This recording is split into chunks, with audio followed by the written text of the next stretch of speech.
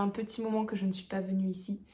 Je suis passée par un gros travail d'introspection, de prise de conscience, de travail sur mon inconscient. Parce qu'effectivement, pour moi, c'est hyper important de déjà travailler sur moi, comprendre mes blocages, mes croyances limitantes, mes réactions, mes patterns pour déjà d'une, être bien avec moi-même, mais en plus de pouvoir apporter des éléments de réponse forcément aux gens qui viennent me voir pour être accompagnés. Ce travail a été très intense ces 6 derniers mois où j'ai énormément travaillé sur mon inconscient à travers cette technique qui est le Theta Healing, à laquelle je me suis formée durant ces 6 derniers mois, qui permet vraiment de travailler en profondeur, en fait en coopération avec son inconscient, d'aller chercher la source, les croyances racines, les croyances sources qui vont créer des espèces de programmes, je vais pas dire malveillants, mais erronés, qui vont provoquer chez vous des réactions soit disproportionnées ou des réactions de fuite, de dépendance, bref, des réactions qui sont pas saines, qui vont vous mener à l'auto-sabotage, voilà, ce genre de choses. Et en fait, en travaillant sur tout ça, aujourd'hui, je suis arrivée à un stade où je me suis rendu compte que j'avais une quête qui finalement me frustrait beaucoup. C'est la quête du mentor. Euh, j'ai réalisé qu'au fil des années, enfin même tout au long de ma vie, j'ai toujours cherché un mentor. Alors, en travaillant beaucoup sur moi, en lisant énormément de choses, en écoutant beaucoup de vidéos, de podcasts, de cours, de formations, j'ai eu un petit peu cette boulimie de matière grise. J'avais besoin d'apprendre énormément de choses. Euh, Déjà, j'ai pris conscience que je faisais partie de ces gens à qui aujourd'hui on met une étiquette de haut potentiel. Alors maintenant, on voit plein de choses. Il y a les hauts potentiels émotionnels, intellectuels, il y a les zèbres, les surdoués, il y a des gens qui ont ça et en même temps qui sont hypersensibles et qui sont empathes, et en même temps on vous dit que vous pouvez aussi avoir des troubles de l'attention, que vous pouvez même avoir des troubles autistiques, parce que dans cette société, on met des cases, on met des étiquettes à tout le monde. Moi, ce que ça m'a permis de comprendre et d'apprendre, en fait, en me regardant peut-être avec une autre perspective, autre que je suis pas comme les autres, mais de me dire, ok, en fait, toute ma vie, je me suis construite en essayant de rentrer dans un moule, mais en fait, j'essaie de rentrer dans un carré alors que moi, je suis un rond. C'est impossible pour moi. Et en réalisant ça, en réalisant en fait que, oui, j'étais au potentiel, que en plus j'étais une hypersensible, donc j'avais beaucoup d'empathie, voire une hyper-empathie, qui veut dire que je ressens particulièrement les émotions des autres. Alors maintenant je veux dire cette capacité, cette faculté, parce que je sais la gérer. Avant je ne savais pas gérer ça. Donc j'absorbais les énergies des autres, j'absorbais leurs problèmes, j'absorbais leurs émotions négatives, leurs angoisses, tout ça. Et en fait, je ne savais plus ce qui m'appartenait. Maintenant que j'ai travaillé sur moi, maintenant que j'ai compris qui j'étais et comment je fonctionnais, j'ai mon mode d'emploi, donc je sais ce qui est bon, ce qui n'est pas bon pour moi. Et j'ai aussi compris quelles étaient mes forces et mes vulnérabilités. Et surtout, je suis en train d'apprendre à accepter mes vulnérabilités. Parce que tant que vous n'acceptez pas vos vulnérabilités, vous allez être dans cette guerre d'ego. Vous allez vouloir toujours porter ce masque. Alors pour moi, c'était de la guerrière, de celle qui est plus forte, celle qui est indestructible, celle qui est invincible, celle qu'on ne met jamais à terre. Mais sauf que ça m'a épuisée et que en travaillant sur moi, il y a un moment où je me suis rendu compte que tout ça, finalement, était peut-être une carapace et que je me mentais à moi-même. Mais j'avais tellement peur d'être rejetée, tellement peur d'être de nouveau rejetée, abandonnée, humiliée, trahie, que c'était plus facile, plutôt c'était plus facile de garder cette carapace. Et pour autant, j'étais toujours dans cette quête du mentor. Parce qu'il faut savoir que les personnes qui sont au potentiel et hypersensibles, car ça peut aller de pair, voilà, c'est mon cas, on se sent différent. On ne comprend pas, on n'a pas la même logique, on n'a pas le même fonctionnement cérébral, on n'a pas la même vision des choses, on est capable d'avoir une vision macro que parfois les autres n'ont pas. Donc on va être en capacité d'anticiper certaines choses que la majorité des gens ne vont pas voir. Ce qui peut générer beaucoup de frustration quand on n'est pas entendu, pas compris, parce qu'on voit déjà le mur, on voit déjà le potentiel échec, où on voit la chose arriver.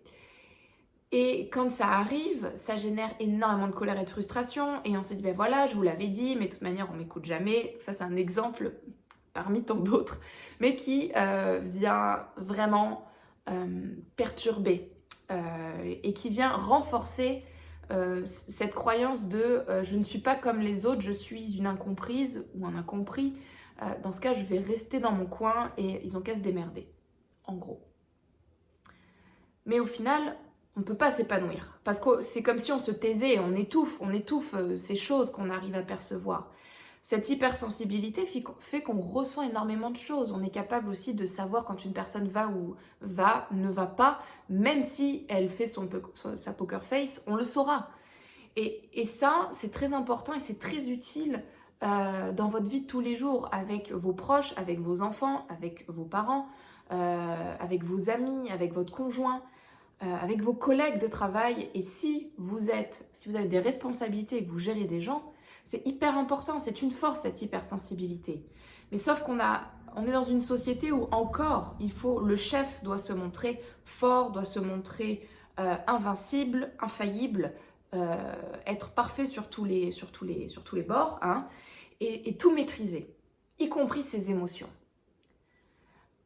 Par exemple, on va accepter qu'un homme, qu'un dirigeant, puisse piquer des colères et envoyer chier tout le monde. Ça, c'est toléré dans notre société. C'est accepté, oui, mais c'est un chef, il n'a pas de responsabilité, il a le droit. Une femme, on va dire qu'elle est chiante.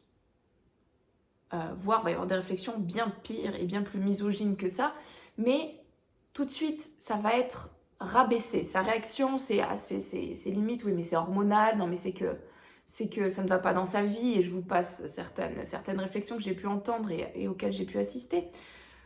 Mais c'est comme si le fait d'être en haut, on peut accéder que à la colère, parce que le travail n'est pas assez bien fait, et donc à l'autorité. Sauf que un bon chef, pour moi, un leader, c'est quelqu'un qui montre l'exemple, c'est quelqu'un qui sait déléguer, c'est quelqu'un qui fait confiance à ses équipes et qui se fait aussi confiance. C'est quelqu'un qui a conscience de ses limites, qui connaît les forces et les vulnérabilités, les siennes déjà, et celles de son équipe. S'il ne maîtrise pas ça, il ne pourra pas aller où il veut aller. Il ne pourra pas atteindre ses objectifs. Parce qu'un chef seul, c'est personne. Une équipe sans leader n'avance pas non plus. Donc c'est un travail d'équipe, mais il faut que chacun se connaisse ses limites, connaisse ses forces et accepte ses limites, surtout. Les accepter. Sortir de l'ego, de je dois prouver et j'ai peur du regard des autres. Donc, en posant ce cadre, ça me permet de vous expliquer le rôle du mentor. En tout cas, celui que je cherchais. C'était un chef en qui je pouvais avoir confiance, qui me faisait confiance, en qui je pouvais me projeter finalement, quelqu'un en qui je pouvais croire, quelqu'un qui avait les compétences pour me guider, pour m'apprendre des choses, pour m'aider à m'élever, qui me nourrissait et qui me respectait, et que du coup je pouvais respecter, car source d'inspiration. Et c'est quelqu'un qui sait prendre des décisions, qui sait trancher et qui n'a pas peur du regard des autres. Parce que j'étais encore dans cette phase de construction où moi j'avais très peur encore du rejet. J'avais très peur de ne pas réussir, du regard des autres. Et au final, quand on regarde ça, on peut l'appliquer à chaque étape de sa vie. Parce que quand vous regardez comment un humain fonctionne, il a toujours cette quête du mentor. Il va commencer dès l'enfance. Dès l'enfance, il va prendre ses parents comme référent, comme mentor. Parce que c'est son seul exemple. Donc, tout ce que ses parents vont faire et dire sont pour lui une vérité générale, une vérité absolue, puisque c'est ses parents. Et ses parents, on va dire de manière innée, mes parents veulent mon bien, mes parents m'aiment, donc ce qu'ils disent, ce qu'ils font, c'est ça, c'est ce qui est juste, c'est ça la vérité. Et puis il va grandir, il va se rendre compte que c'est une personne à part entière. Puis il va arriver à l'adolescence, et à l'adolescence, il va se rendre compte qu'en fait, ses parents sont juste des êtres humains qui ont des failles, qui ont des faiblesses, qui ont des vulnérabilités, qui n'ont pas toujours raison, qui peuvent se tromper. Et là, c'est la déception. C'est pour ça qu'à l'adolescence, on rentre dans cette colère, dans cette frustration, parce que c'est comme si on découvrait un mensonge. C'est comme si on ouvrait cette boîte de Pandore en disant « Oh, mais en fait, j'ai cru des gens qui ne savent pas tout !» Et ça, on continue de le reproduire. Parce que quand ensuite on arrive dans le milieu du travail, c'est pareil, on a les professeurs qui vont jouer ce rôle de mentor. Et puis après, on va arriver dans le milieu du travail et on va avoir nos premiers chefs. Et plusieurs niveaux hiérarchiques, avec des hiérarchies intermédiaires, avec des dirigeants, des directeurs, des sous-directeurs. Puis alors, personnellement, étant passée par l'armée et la fonction publique, j'ai connu beaucoup de strates, où chacun devait prouver son utilité dans un fonctionnement, on va dire, en pyramide inversée, où il y a beaucoup de décideurs, pas beaucoup de gens pour l'exécuter et plein de gens au milieu. Donc bref, si la communication n'est pas fluide, si les choses ne sont pas, si les objectifs ne sont pas clairement définis, si les équipes ne communiquent pas bien entre elles, s'il n'y a pas la confiance, s'il n'y a pas la confiance en la hiérarchie, en ses collègues, en la structure et en l'objectif, on ne peut pas mener à bien un projet. Là, ce qui se passe, c'est que on découvre le milieu du travail. On apprend, on est en pleine acquisition de compétences. Donc, on va accepter ce qu'on va découvrir. Parce qu'on arrive un peu comme le newbie, quoi. On est le nouveau, on n'a pas envie de faire de vagues, on n'a pas envie d'être rejeté. Donc, on va observer, on va écouter, on va apprendre. Et puis, on va, au bout d'un moment, se rendre compte des limites de la structure, des limites de l'organisation, des limites des décideurs, des chefs, des limites de nos collègues. Et si en plus, on a une tendance à l'empathie,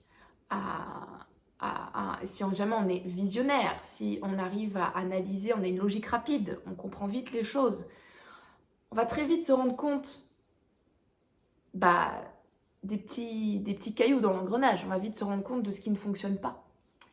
Et là, on rentre à nouveau dans l'amertume et la frustration. Parce qu'on a l'impression qu'on ne trouvera jamais de place pour soi.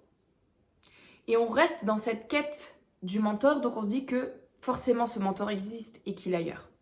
Et c'est là qu'on va avoir tendance à vouloir changer d'emploi. Et si on reste trop longtemps dans cette structure qui ne nous correspond pas, on va devenir vraiment amer, on va devenir aigri, on va tout critiquer, on va perdre la motivation et on va entraîner nos collègues avec nous. Et on va se laisser bouffer par ce cercle vicieux. C'est pour ça que vous pouvez voir beaucoup, et dans cette génération, parce qu'il y a quand même pas mal de gens qui sont relativement éveillés et qui ont une intelligence rapide et une logique rapide, et une intelligence émotionnelle, et ben cette génération fait que les gens ne restent pas longtemps dans la société, parce que dès qu'ils se rendent compte qu'il y a un problème, qu'il y a un dysfonctionnement, ils n'ont pas envie de rester dans la structure parce qu'ils vont être frustrés. Donc, ils vont continuer et répéter cette quête du mentor. Derrière ça, c'est les choses que j'ai réalisées, que j'ai conscientisées, c'est que cette frustration vient de la question de comment vais-je devenir parfait, Comment vais-je atteindre cette perfection si je n'ai personne pour me montrer l'exemple? C'est ça qui frustre. Alors qu'en réalité, déjà, il faudrait revoir la définition de cet objectif qu'on se donne, qui est la perfection. En fait, vous êtes parfait comme vous êtes. Il n'y a personne qui vous demande d'être autre chose. Et si des gens autour de vous vous demandent d'être autre chose, ce sont des projections de ce qui leur manque, de leur propre déni, de leur propre peur, et des choses qu'ils ont à travailler chez eux. Vous pouvez bien évidemment vous améliorer quand vous avez des réactions toxiques, quand vous avez des patterns qui sont mauvais pour vous et pour les autres. Évidemment que vous avez un intérêt à travailler sur vous et à changer. Mais on ne peut et on ne doit vous reprocher qui vous êtes, votre essence. Votre caractère peut ne pas plaire à tout le monde. Mais vous avez le droit d'être comme ça, tant que vous respectez les autres et que vous vous respectez vous-même. Et donc, dans cette quête du comment devenir parfait si je n'ai pas d'exemple, et donc je projette sur les autres le fait, ma frustration de me dire, mais je n'ai pas les moyens de devenir cette meilleure version de moi puisqu'il n'y a personne pour me montrer l'exemple. Ce qui se passe, c'est qu'on se sent complètement perdu. Et on revient à ce sentiment de solitude. Et on revient à ce sentiment de se sentir si différent. Et de ne pas avoir de cadre. Alors qu'on est dans une société qui est très cadrée, très normée. Et toute notre vie, on a essayé de rentrer dans un moule, certes qui était très inconfortable, mais à chaque fois qu'on est déçu, qu'on ne trouve pas ce mentor, c'est comme si on repartait à zéro. Donc là, pour arriver à sortir de ça, ce qu'il faut, c'est travailler sur soi, c'est déjà de comprendre qu'est-ce qu'on recherche en fait. Quelle est cette partie de nous qu'on n'a pas encore trouvée et qu'on va chercher à l'extérieur. Parce que quand un chef nous inspire, on va l'idéaliser. Parce qu'on va trouver les points d'accroche, on va trouver, il a les mêmes valeurs que moi, il a plein de compétences, il est ambitieux, il est comme ci, il est comme ça. Mais oui, mais en fait, c'est votre reflet. Vous voyez en ce mentor ce qu'il y a en vous, mais que vous n'arrivez pas à reconnaître. Vos qualités, vos valeurs, elles sont déjà là, mais vous ne les voyez pas. Donc vous projetez ces attentes que vous avez envers vous-même, cette perfection, cette quête de la perfection, de l'invulnérabilité, sur ce chef que vous idéalisez. Jusqu'à son faux pas, qui en fait n'en est pas, c'est juste qu'il est humain et donc il a ses limites, il a ses jours où il est bien, des jours où il n'est pas bien, des jours où il est heureux, d'autres non, il a ses soucis personnels, mais comme vous. Mais sauf que là, d'un coup, c'est une déception, c'est une trahison, et vous le prenez vraiment comme une trahison. Mon Dieu, cette personne est vulnérable, elle a des limites. Et c'est là qu'il faut reprendre vos responsabilités et arrêter de les projeter sur les autres, arrêter de le projeter sur cette personne que vous avez, sur laquelle vous avez collé l'étiquette de mentor. Ça peut être votre conjoint, c'est pas que dans le travail, ça peut être votre conjoint, ça peut être dans des amis, l'entourage, des collègues, bref. C'est une personne que vous allez mettre sur un piédestal et que vous allez idéaliser et qui va malgré tout vous décevoir, et malgré lui d'ailleurs, ou elle. Et pour être un bon leader, parce que c'est ça qu'il faut comprendre, c'est qu'est-ce que vous cherchez? Ce bon leader, pour être un bon leader, et que du coup, il y ait cette cohésion, qu'il y ait ce mouvement d'équipe, qu'on atteigne ses objectifs. Un bon leader, il doit montrer l'exemple. Comment on montre l'exemple? Et bien juste en incarnant qui nous sommes. C'est comme avec les enfants. Pour que un enfant, vous avez beau lui bourrer le crâne de théorie de les règles c'est ça, il faut faire ça, il faut être poli, il faut être machin. Vous pouvez dire à un enfant 10 fois par jour, on dit quoi? On dit merci. Mais si vous, dans votre quotidien, vous ne le remerciez pas chaque fois qu'il vous donne quelque chose, qu'il a un geste vers vous, qu'il vous écoute, ou qu'il ne voit pas à la maison qu'il n'y a pas cette politesse, vous aurez beau lui dire tous les jours d'être poli, il ne le sera pas. L'enfant et l'être humain fonctionnent par mimétisme. Donc, en acceptant qui vous êtes, en travaillant sur vous et en acceptant en fait vos travers, vos ombres, vos défauts, vos faiblesses, vos vulnérabilités et vos limites, déjà d'une, vous lâchez une énorme pression. Et prenez bien conscience que vous êtes à votre place pour faire ce que vous savez faire. Il est inutile de vouloir aller forcément combler des choses que vous ne maîtrisez pas. On vous demande, vous êtes là, ici, aujourd'hui sur Terre, pour incarner ce que vous savez faire. Bien sûr que vous pouvez apprendre des nouvelles choses, bien sûr que vous pouvez incarner déjà ce que vous êtes et apprendre encore, vous continuez de vous nourrir pour évoluer et pour devenir encore meilleur dans ce que vous êtes et ce que vous faites.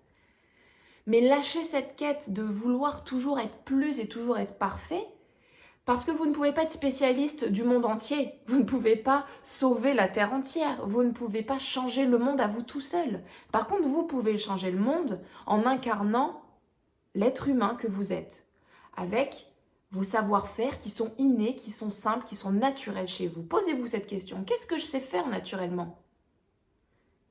Qu'est-ce que j'aime faire naturellement? Dans quoi je prends du plaisir, tout simplement? Et une fois que vous avez ça, vous pouvez vous contenter de le rayonner et de le faire avec plaisir. Et c'est comme ça que vous allez transmettre aux autres, que vous allez donner envie aux autres.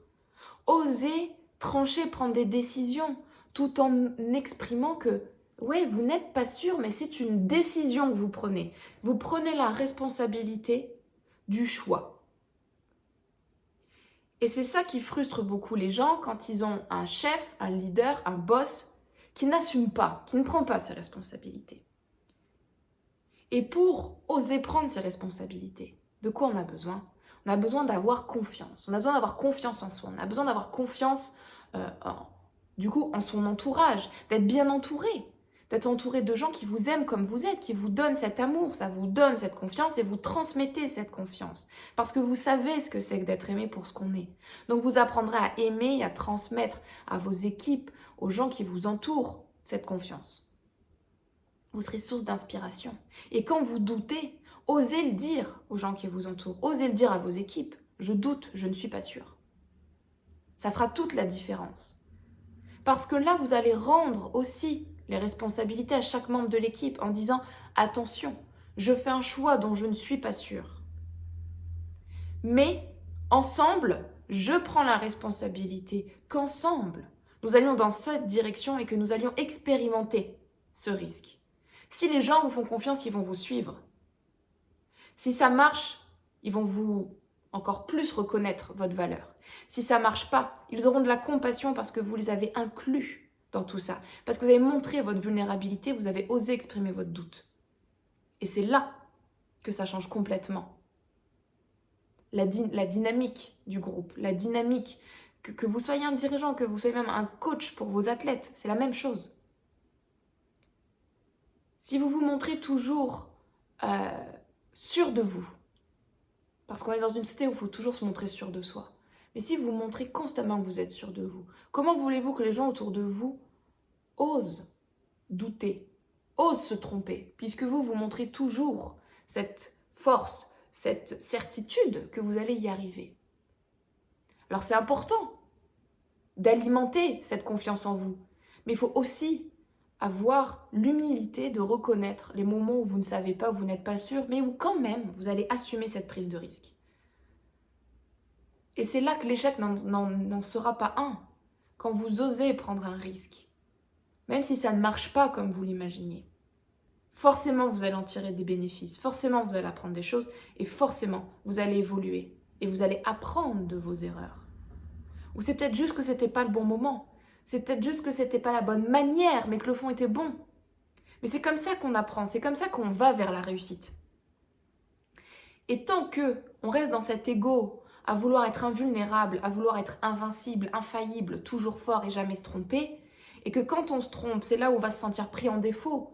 On va les projeter sur les autres, c'est de la faute d'un tel, dans mes équipes, ou mon collègue, ou mon conjoint, ou machin. Parce que vous vous sentez pris en défaut. Mais c'est de la colère en réalité que vous avez contre vous. Donc si vous déconstruisez tout ça, si vous travaillez un peu sur vous et que vous posez vraiment les bonnes questions sur « Ok, Qui est en train d'aller chercher ce mentor, qui a besoin de montrer l'exemple, qui a besoin d'un exemple pour finalement se réaliser en moi? Est-ce que c'est l'enfant? Très souvent, je vous dirais que oui, c'est l'enfant. C'est l'enfant qui est en vous.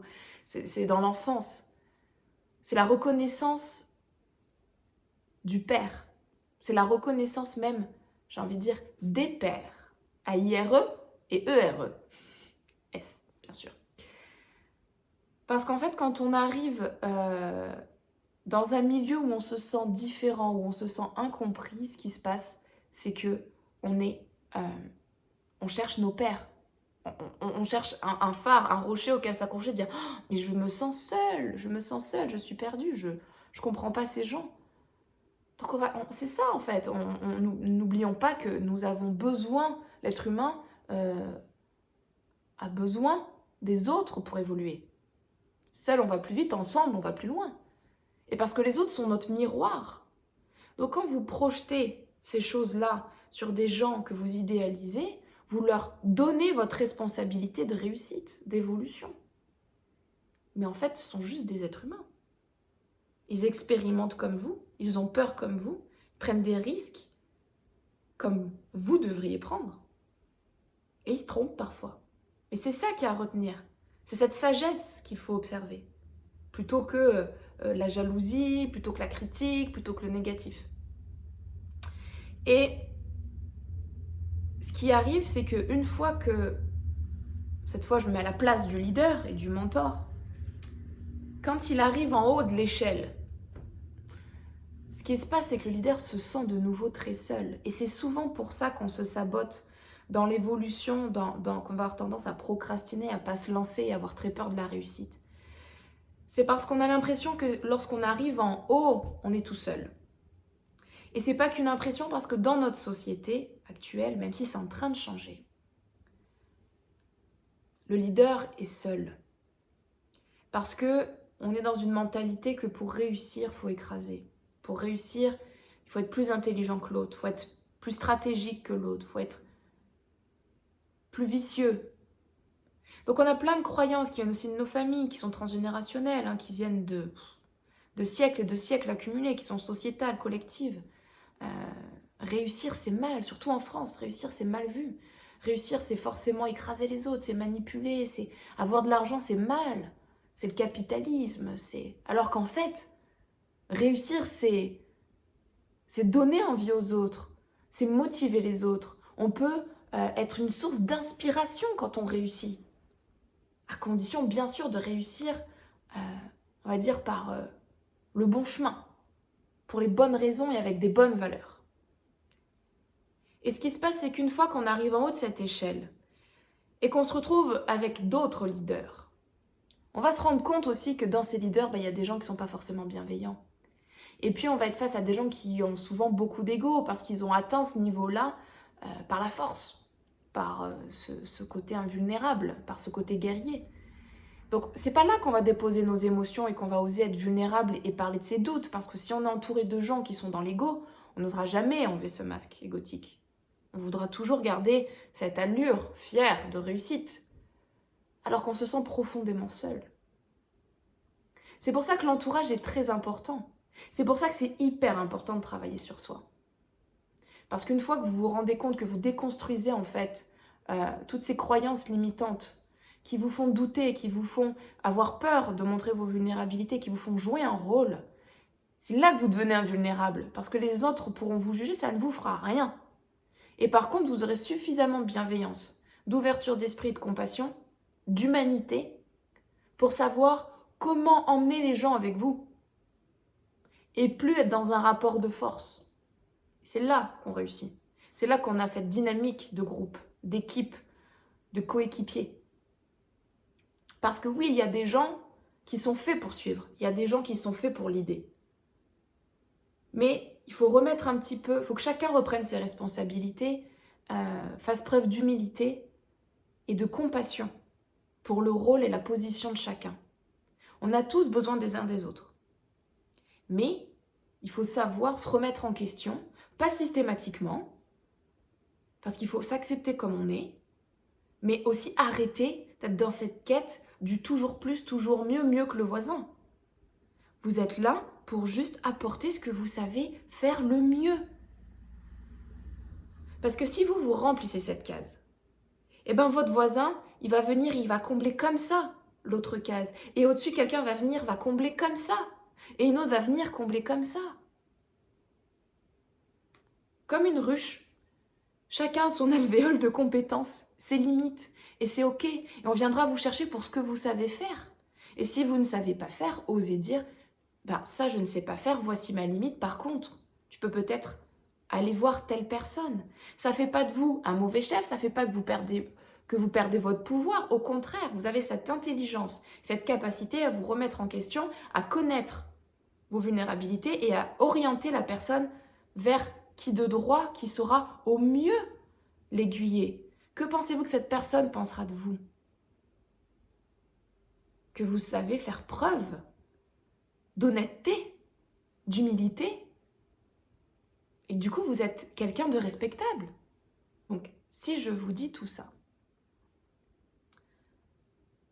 c'est que si vous osez montrer qui vous êtes vraiment, avec vos forces, vos vulnérabilités, vos limites, vos envies, vos besoins, bref, qui vous êtes dans votre entièreté, vous allez autoriser les gens autour de vous à être comme ils sont. Et donc, qu'est-ce que ça va entraîner autour de vous, que ce soit à la maison, au travail, n'importe où? Vous aurez déjà plus de respect pour vous-même, pour les autres, et les autres vous renverront ça. Il y aura une meilleure communication, parce que les gens se sentiront en sécurité avec vous. Ils oseront s'exprimer clairement. Et vous oserez leur répondre avec honnêteté et clairement. Parce que vous ne serez plus dans un rapport de force, vous serez d'égal à égal. Vous aurez une meilleure cohésion au sein de la famille, si vous êtes coach avec vos athlètes, si vous êtes dirigeant avec vos équipes, ou même juste avec vos collègues, avec vos amis, avec votre entourage. Vous aurez moins de pression, parce qu'il n'y aura plus cette espèce de pression élitiste, où il faut exceller constamment. Non, on expérimente ensemble, on se trompe ensemble, on trouve les solutions ensemble. Et c'est ça dont les gens ont besoin aujourd'hui, dans une société déshumanisée. Les gens ont besoin de remettre de l'humain dans tout ça. Donc finalement, vous allez acquérir beaucoup plus de cohésion, de communication, de sérénité. Vous pourrez manager et gérer votre vie, votre famille, vos relations avec une sérénité incroyable. Et du coup, vous vous entourez de gens comme ça. Et donc, vous ne vous sentirez plus jamais seul. Et donc, vous arrêterez d'aller chercher un mentor parfait qui n'existe pas parce que vous êtes votre propre mentor. Voilà, le mot de la fin.